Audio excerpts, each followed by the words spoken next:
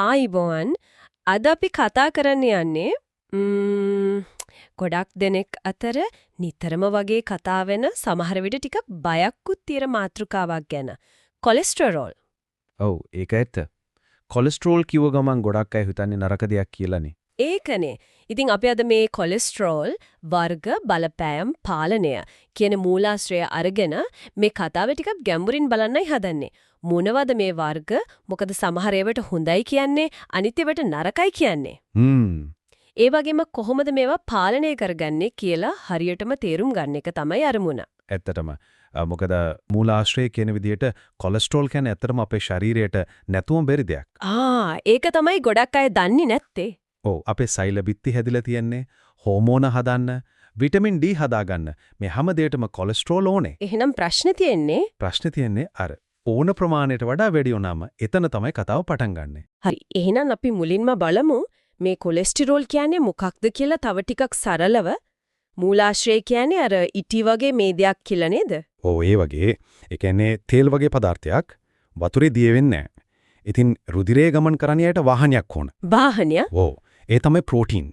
Cholesterol මේ protein එක එකතු වුණාම හැදෙන අංශු වලට තමයි ලිපෝප්‍රෝටීන කියන්නේ. හරි. ලිපෝප්‍රෝටීන්. අන්න එතන තමයි අර හොඳ නරක කතාව එන්නේ. ඒ ලිපෝප්‍රෝටීන වල ඝනත්වය අනුව මූලාශ්‍රය වර්ග තුනක් ගැන කියනවා. ඔව් ඒ තුන මොනවද කියලා බලමු. පළවෙනි එක HDL නේ. high density lipoprotein. හරි HDL. ඕකට තමයි හොඳ කොලෙස්ටරෝල් කියන්නේ. ඇයි ඒ හොඳ?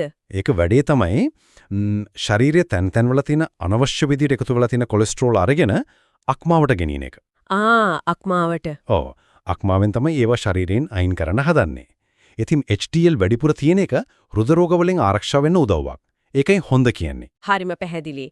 ඌළු අදින ලොරියක් වගේ එහෙනම්. ඒ වගේ තමයි. එක්කකට අනිත් එක LDL low density lipoprotein. මේකට තමයි අර නරක ලේබල් එක වැදිලා තියෙන්නේ. ඔව්.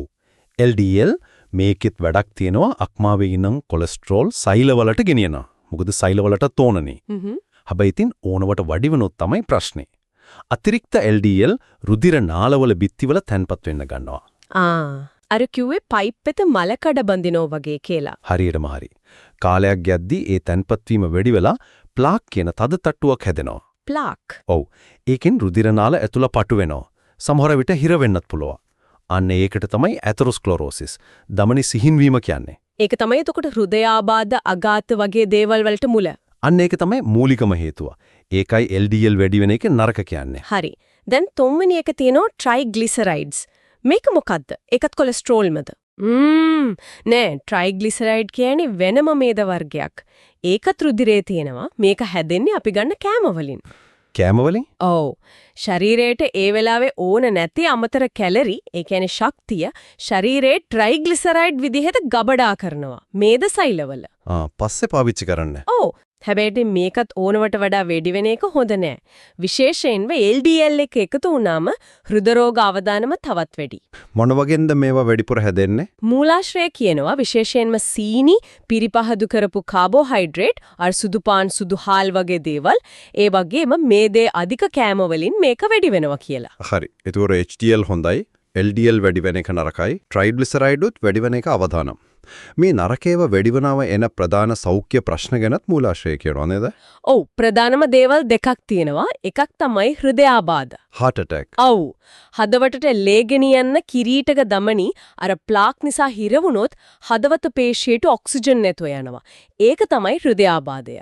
අනික අඝාතය, ස්ට්‍රෝක්, මොලේට ලේගෙනින නාලයක් හිර වුණොත් හරි පුපුරලා ගියොත් හරි මොලේට හානි වෙනවා. ඒකෙන් ඉතින් කතා කරන්න බැරි වෙනවා, ඇඟ පණ නැති වෙනවා වගේ දේවල් වෙන්න පුළුවන් නේද? ඔව් බොහොම බරපතල ප්‍රතිවිපාක. මූලාශ්‍රයේ තව දෙකක් ගැනත් තිබුණා. අධික රුධිර පීඩනය, අනික අර අත්පාවලට ලේ යන එකේ ප්‍රශ්න. PAD කියලා කිව්වේ. ඔව්. දෙකර නාල පටු වෙනකොට ලේ ටික යවන්න හදවතට වැඩියෙන් මහන්සි වෙන්න වෙනවානේ. ඒකෙන් ප්‍රෙෂර් එක ඒ කියන්නේ රුධිර පීඩනය වැඩි වෙනවා. හරි. අර PAD කියන්නේ කකුල් වලට හැම ලේ යන නාලත් ඔය විදිහටම පටු වෙන එක. එතකොට ඇවිදිනකොට කකුල් රිදෙනවා, තුවාල සනීප වෙන්නේ නැහැ. ඒකත් භයානකයි වගේ. ඔව්. හරි. එතකොට මේ තරම් ප්‍රශ්න ඇති කරන මේ කොලෙස්ටරෝල් මට්ටම් වැඩි වෙන්න හේතුව මොනවද? අපි කෑම ගැන නම් ටිකක් කතා කළා. ඔව්. ආහාර රටාව තමයි අංක 1. අර කිව්ව වගේ සන්තෘප්ත මේදය, ට්‍රාන්ස් මේදය වැඩිපුර කන එක මූලාශ්‍රයේ අර ලංකුමස් කියලා කියන්නේ. ඒ කියන්නේ හරක් මස් ඌරු මස් වගේ? ඔව් තෙල් අධික රතුමස්, බටර්, චීස්, ඒ වගේ බේකරි කෑම, බෙදපු දේවල් ඕවයින් LDL වැඩි වෙනවා. සීනි, සුදු පාන් වලින් අර ට්‍රයිග්ලිසරයිඩ් වැඩි වෙනවා. දෙවැනි කාරණේ ව්‍යායාම නැතිකම. මූලාශ්‍රයේ තිබ්බ වසර ගණනාවක් ව්‍යායාම නොකිරීම කියලා. ඇත්තටම ඇඟ වෙහෙසන්නේ නැතුව ඉන්න එකට ලොකු ප්‍රශ්නයක්. ව්‍යායාම කරාම HDL හොඳ කොලෙස්ටරෝල් වැඩි වෙනවා. බර පාලනය වෙනවා, ප්‍රෙෂර් එක අඩු වෙනවා. ඉතින් ව්‍යායාම නැති වුනාම ඔය වාසි ඔක්කොම නෑ වගේම නරක කොලෙස්ටරෝල් වැඩි වෙන්නත් ඉඩ කියනවා. ඊළඟට දුම්පානයයි මධ්‍යසාර භාවිතයයි. දුම්පානය කෙලින්ම රුධිර නාලවලට හානි කරනවා. HDL මට්ටම අඩු කරනවා කියලත් මූලාශ්‍රයේ කියනවා. මධ්‍යසාරය විශේෂයෙන් බියර් වගේ දේවල් අර ට්‍රයිග්ලිසරයිඩ් වැඩි කරනවා, ප්‍රෙෂර් එකත් වැඩි කරනවා. මානසික ආතතිය ගැනත් සඳහන් වෙනවා. ඒක කොහොමද මේකට සම්බන්ධ? ඒක කෙලින්ම බලපානවට වඩා වක්‍ර විදියට තමයි බලපාන්නේ. කෙනෙක් ස්ට්‍රෙස් එකේ ඉන්නකොට සමහර විට කන්නේ හිතකර නැති දේවල්. ඔව් අර කම්ෆර්ට් ෆුඩ් කියනවා. ඉතින් මේ හැසිරීම ඔක්කොම අන්තිමට කොලෙස්ටරෝල් වලට බලපානවා. හරි. අන්තිම හේතුව තමයි අර පාලනය කරන්න අමාරුම එක. පරම්පරාවෙන් එන ජාන. ඔව් ජානමය බලපෑම සමහර අයට කොච්චර හොඳට ජීවත් වුණත් ජාන නිසාම කොලෙස්ටරෝල් වැඩි වෙන්න පුරුවන්.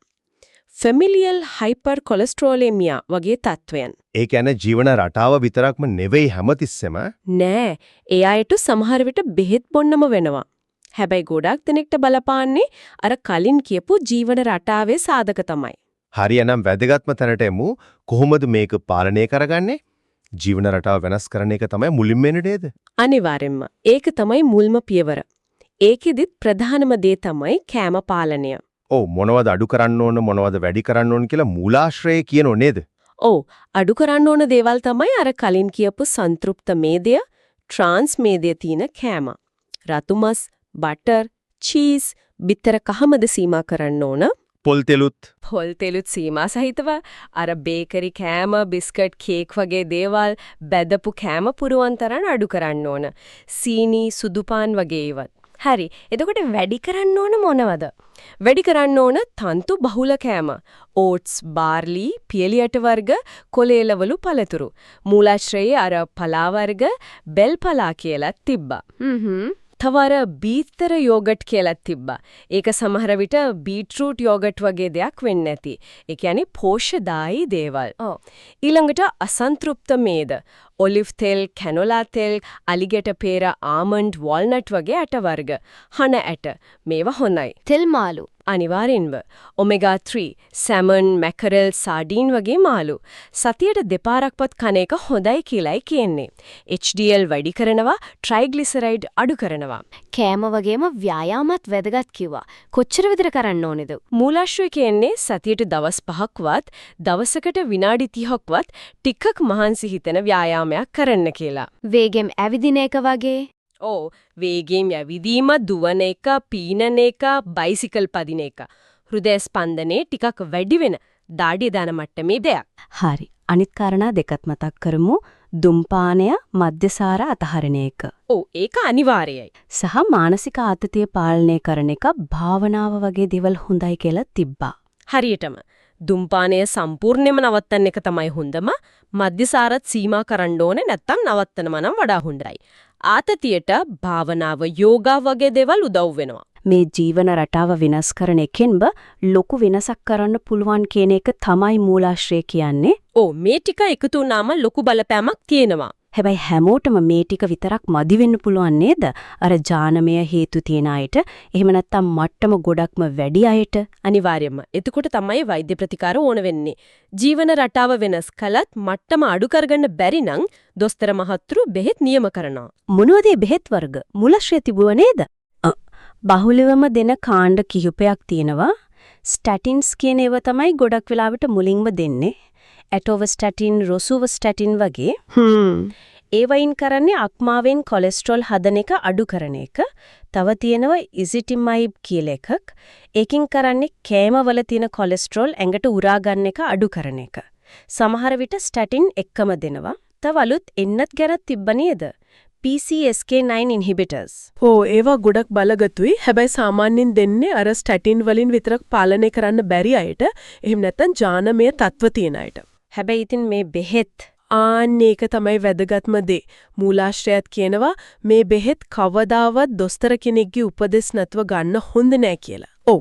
දොස්තර තමයි තීරණය කරන්න ඕනේ මොන බෙහෙතද කොච්චර මාත්‍රාවක්ද කොච්චර කල්ද කියලා. අපි හිතුමතේට පටන් ගන්න නවත්තන්න මාත්‍රාව වෙනස් කරන්න හොඳ නෑ. ඒක නයි ඇත්ත. හරි අපි දැන් ගොඩක් දේවල් කතා කළා. කොහොමද කෙනෙක් තමන්ගේ කොලෙස්ටරෝල් මට්ටම හරියටම දැනගන්නේ? පරීක්ෂණයක් තියෙනව නේද? ඔව් ලිපිඩ් ප්‍රොෆයිල් ටෙස්ට් කියලා තමයි කියන්නේ රුධිර පරීක්ෂණයක්. ඒකට निराහාරව ඉන්න ඕනේද? ඔව් සාමාන්‍යයෙන් පැය 8ක් 12ක් විතර කන්නේ බොන්නේ නැතුව වතුර ඇරෙන්න ඉඳලා උදේට තමයි ලේ දෙන්න කියන්නේ. ඒකෙන් මොනවද බලන්නේ? ප්‍රධාන වශයෙන් අගයන් 4ක් බලනවා. සම්පූර්ණ කොලෙස්ටරෝල්, අර LDL නරක, HDL හොඳ සහ ට්‍රයිග්ලිසරයිඩ්. ඒ හතරම.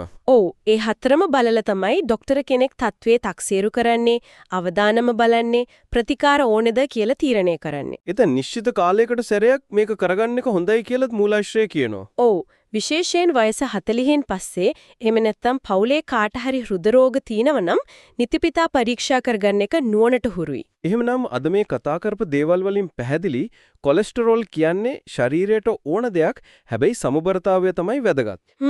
LDL වැඩි නොවි HDL අඩු වෙන්න නොදී ට්‍රයිග්ලිසරයිඩ් පාලනය කරගෙන ඉන්න ඕන. ඒක තමයි. ඒකට අපේ ජීවන රටාව කෑම, බීම, ව්‍යායාම, ස්ට්‍රෙස් එක පාලනය කරන එක, දුම්පානේම අයින් වෙන්න එක කොච්චර බලපානවද කියලාත් අපි දැක්කා. ඕ ඒකට ලොකු බලයක් තියෙනවා. ඒ වගේම ඒක මදිනම් දස්තර කෙනෙක්ගේ උපදිස් මත බෙහෙත් ගන්න එක සහ Tamanගේ මට්ටම් ගැන දැනුවත්ව ඉන්න එකත් වැදගත්. ඇත්තම අවසාන වශයෙන් මම තව එක දෙයක් මතක් කරන්නම්. අර අපි කතා කරන්නේ ජානමය බලපෑම ගැන. ඕ ඒ කියන්නේ කෙනෙක් කොච්චර සෞඛ්‍ය සම්පන්නව හිටියත් සමහරට යාට පරම්පරාවෙන් එන අවදානමක් තියෙන්න පුළුවන්. ඉතින් අපි බාහිරෙන් ෆිට් එකේ හිටියට ඇතුලේ මොනවද වෙන්නේ කියලා දන්නේ නැහනේ. ඒක ඇත්ත. ඒ නිසා රෝග ලක්ෂණ එනකම් ඉන්නේ නැතුව වෙලාව ආවම අර ලිපිඩ් ප්‍රොෆයිල් වගේ චෙක්අප් කරගන්න එක කොච්චර වැදගත්ද කියන එකයි පවුලේ කාට හරි මේ වගේ ලෙඩ තියෙනවා නම් ඒ ගැන දොස්තරට කියන එකයි මේකෙන් ආයෙත් මතක් වෙනවා. ඒක බොහොම වටිනා අදහසක්. ඒ අදහසත් එක්ක කොලෙස්ටරෝල් ගැන අපි කරපු මේ ගැඹුරු විමසුම අපි අදට මෙතනින් අවසන් කරනවා.